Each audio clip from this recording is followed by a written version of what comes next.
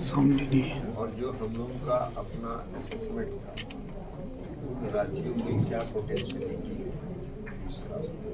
कितना अब तक उन्होंने अचीव किया है, क्या क्या उनमें कमी है जिसको उनको दूर करना चाहिए, ये सारे चीज़ों से हम लोगों ने और जो उनकी समस्याएं उसको भी हम लोगों ने जानने का प्रयास किया, क्योंकि ये 15 फाइनेंस कमीशन का 15वें वित्त आयोग का अंतिम वर्ष है।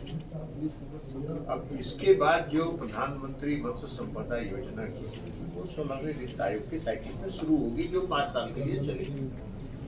तो क्या क्या वो उसमें व्यावहारिक कठिनाइयों को देखते हैं, क्या क्या उसमें वो जो वर्तमान प्रधानमंत्री मत्स्य संपदा योजना उसमें क्या क्या संशोधन करने की उनका वो महसूस कर रहे हैं, ये सब सजेशंस में हम लोगों ने उनसे कहा है कि आप इसको देखिए, क्योंकि हम लोगों का उद्देश्य है और भारत सरकार की नरेंद्र मोदी जी की सरकार का उद्देश्य है हम फीस प्रोडक्शन को जितना ज्यादा से ज्यादा बढ़ा सकें, और फीस प्रोडक्शन का बढ़ा 2013-14 में जो फीस प्रोडक्शन था और आज 24-25 में जो फीस प्रोडक्शन है, अगर आप नेशनल लेवल पर देखें तो 103% का ग्रोथ हुआ,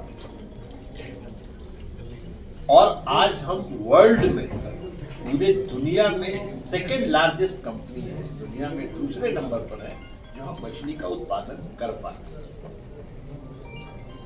अब 103% तो पूरे देश का प्रोडक्शन है, लेकिन उसमें 2 भाग में बंटा हुआ है फिश प्रोडक्शन। एक तो कोस्टल इलाके से, समुद्री इलाके से, और दूसरा जो इनलैंड फिश। तो आपको यह जानकर आश्चर्य होगा कि इनलैंड फिशिंग का जो ग्रोथ है पिछले 10 साल का वो 142%, नेशनल ग्रोथ 103% है, और जो इनलैंड फिशिंग का ग्रोथ है वो 142%। तो इनलैंड फिशिंग का ग्रोथ कभी अब कई स्टेट्स हैं जिसमें पोटेंशियल जो उनका है उस पोटेंशियल का आज 50%, 40%, 60% ही उपयोग होगा। अगर हम 100% उपयोग करें उनकी पोटेंशियलिटी का स्टेट्स को, और इसी के को मोटिवेट करने के लिए हम लोग रीजनल लेवल पर मीटिंग करें, तो उनको मोटिवेट करें कि आपका जो पोटेंशियल है उसका 100% इस्तेमाल करें और फिश प्रोडक्शन। उसके साथ साथ जो प्रोसेसिंग यूनिट्स, आप स्टेट्स में एक प्रधानमंत्री जी ने एक योजना चलाई FIDF, fishery infrastructure development fund. उसमें 90%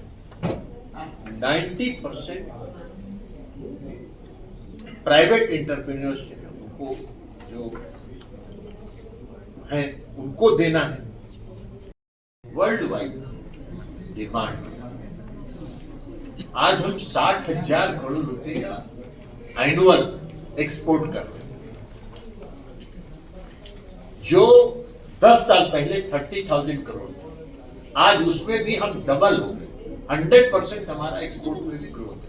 तो हम एक्सपोर्ट को कंट्रीब्यूट आगे बढ़ाएंगे, और जब हम एक्सपोर्ट आगे बढ़ाएंगे और स्टेट्स अगर उसमें, क्योंकि आज जो एक्सपोर्ट है उसमें इनलैंड फिशिंग का कोई बहुत बड़ा स्टेक नहीं है।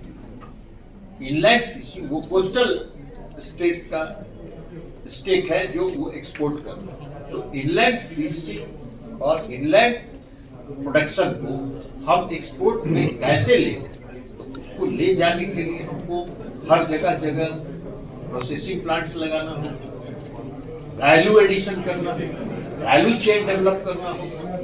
इन सब चीजों के लिए आज स्टेट्स के साथ और स्टेट के साथ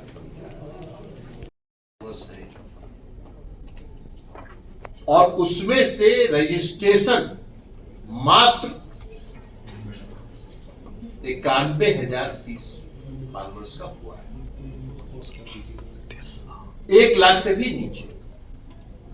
और उसको भी अगर हम वो रजिस्ट्रेशन जब कराते हैं तो उसको फिर स्टेट गवर्नमेंट को सर्टिफाई करना पड़ता है, उसको अप्रूव करना पड़ता है। वह भी अभी अप्रूव नहीं हुआ। तो इसका लाभ जो PMKSSY का लाभ तो उनको नहीं मिल सकता जब तक वो पोर्टल पर रजिस्टर्ड नहीं हो। और ये पोर्टल इसी के लिए बनाया गया। तो ये काम जब तक नहीं होगा तब तक नहीं होगा। इसलिए हमने बंगाल लोक सरकार को कहा कि इसको एक्सपेडाइट करिए PMKSY में, और इसको आप थोड़ा इसका दायरा बढ़ाइए, लोगों को मोटिवेट करिए कि वो अपने आप को पोर्टल पर रजिस्टर्ड करिए। क्योंकि अगर पोर्टल पर वो रजिस्टर्ड हो जाएंगे तो जो नई टेक्नोलॉजी है, फिश फार्मिंग के लिए जो और भी सूचना है, ब्रीड्स के बारे में है, या जो भी सूचना होगी वो सीधे पोर्टल के साथ जुड़ेंगे और NFDB उनको सीधे सूचना देगी, वो उससे लाभान्वित होंगे और तब उसका वो फायदा उठा सके। तो ये हम लोगों ने कहा है। अब FIDF में मैंने कहा कि 90% प्राइवेट जो निजी उद्यमी है उनको हमको देना है। FIDF का भी कोई लाभ नहीं, मात्र 4 योजना इन्होंने दिया है FIDF का, और उसमें भी अभी एक भी कंप्लीट नहीं, एक पर तो काम ही नहीं शुरू। अभी हम लोगों ने एक आर्टिफिशियल रिफ्स जो कोस्टल डिस्ट्रिक्ट्स में लागू होता है, आर्टिफिशियल रिफ्स का 2 योजना बंगाल सरकार ने दी। अब उसको भी वो सरेंडर कर रहे हैं। तो इससे तो फिर कोस्टल स्टेट्स डिस्ट्रिक्ट्स के जो फिशरमैन है उनको लाभ तो नहीं मिलेगा ना। रिफ्स जो आर्टिफिशियल रिफ्स है वो बहुत ही उपयोगी योजना है, उसका बहुत लाभ हो सकता है वहां के कोस्टल इलाके के फिश फार्मर्स। तो ये है। अभी हम लोगों ने वेस्ट बंगाल को जो ड्राई फिश, सूखी मछली का क्लस्टर डिक्लेयर किया और उसका जो ग्रुप स्टडी वो कंप्लीट हो चुका है। तो गैप स्टडी उसका कंप्लीट हो चुका है। तो गैप स्टडी के आधार पर अब इनको डिस्ट्रिक्ट प्लान बना के भेजना है। इस क्लस्टर में हम क्या क्या करना चाहते हैं, हम क्या क्या कर सकते हैं, वो हमने कहा है कि उसको जल्दी बना के भेजें ताकि उस क्लस्टर को डेवलप करने के लिए, और जो ड्राई फिश का जो हम लोगों ने क्लस्टर दिखाया उसको कैसे डेवलप कर सकें, ये सब बना के भेजिए। लेकिन भेजना तो पड़ेगा राज्य को। हम तो सहयोग कर सकते हैं, हम तो आपको दे सकते हैं, लाभ तो आपको उठाना पड़ेगा, कार्यान्वित आपको करना पड़ेगा, कार्यान्वयन आपके जिम्मे है। अब आप अगर योजना लेंगे और उसको सरेंडर कर जाएंगे तो स्टेट का कहां से डेवलप होगा। इस बात को